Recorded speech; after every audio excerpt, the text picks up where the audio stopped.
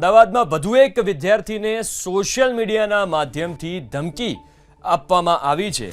અમદાવાદમાં વધુ એક વિદ્યાર્થીને સોશિયલ મીડિયાના માધ્યમથી ધમકી આપવામાં આવી. અમદાવાદથી આ સમાચાર.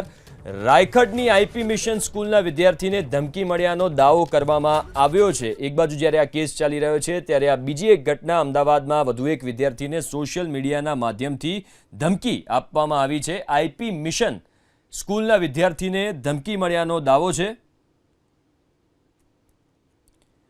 તો ધોરણ 12માં અભ્યાસ કરતા વિદ્યાર્થીને ધમકી મળ્યાનો દાવો. શાળાના પૂર્વ વિદ્યાર્થીએ માર મારવાની ધમકી આપ્યાનો દાવો કરવામાં આવ્યો છે.